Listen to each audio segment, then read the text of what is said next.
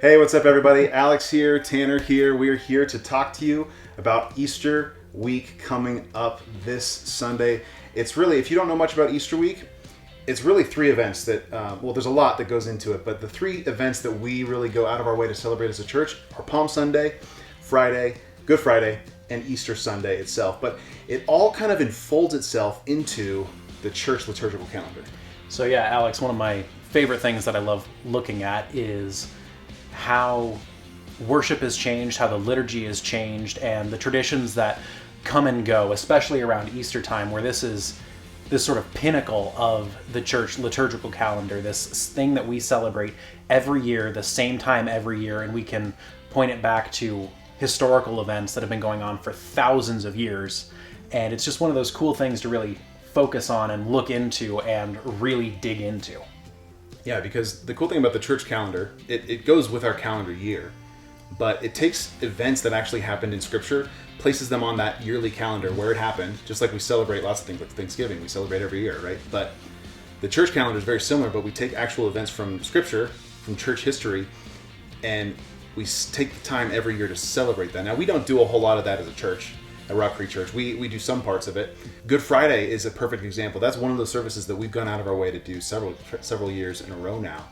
But it's an extra service on a Friday, which is a really cool instance to get into that week and actually invest ourselves and imagine that we're a part of the story, and to go into this habit of remembering that week, the final week of Jesus being alive on this earth. Absolutely, and it's really that sort of journey thing. We get to put ourselves in that story, and that's just an awesome thing. We get to reflect on this whole week of culmination, basically, of a 30 plus year life that meant the most important thing it could possibly mean. And every year, because of the calendar, we get to follow it. We get to go along with that, starting from Palm Sunday, that triumphal entry, through Passover and Good Friday, when that ultimate sacrifice really was made, to that triumphant rising, the resurrection on Easter Sunday. Yeah, absolutely. So we really want to invite you to engage with us this week.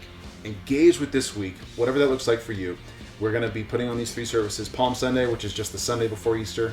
Good Friday, we're having a Good Friday service at 7 p.m. That's April 2nd. It'll be really fun. Tanner's leading worship here, which will be super fun. I get to preach. I'm really excited for that. And then we'll look ahead to Easter Sunday, which is April 4th this year. But Tanner's also been working on something to go every day leading up to that. So tell us a little bit about that. Yeah, so we're going to try something a little bit new to further get everybody in on this journey.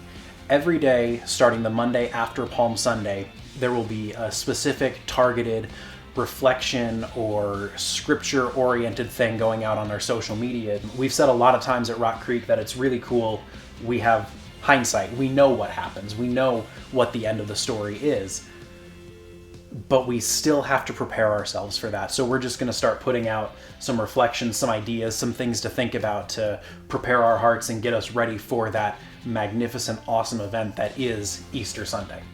We also, specifically for Good Friday, I want to invite you to come. If you haven't ever been to a Good Friday service, check it out. They're pretty cool. We're going to actually take some liberties and do things pretty differently to help us step into that reflection. But again, Good Friday, that'll be online as well. But we also really want to push you to invite for Easter Sunday, because there's two times of the year where people tend to be more open to attending church, and that's Easter and Christmas. Well, Christmas is past, now we're at Easter, so this is a great opportunity to invite people and just watch and see what God will do. So if you have a name in mind, whether that's a friend or a coworker or a family member, whoever, we just want to encourage you to think about what does it look like to invite them. We got tools on our website to help you do that if you don't really know what to say or how to do that. But beyond that, we're really excited for this week, and we just want to invite you to engage. So thanks for tuning in. We'll see you next time.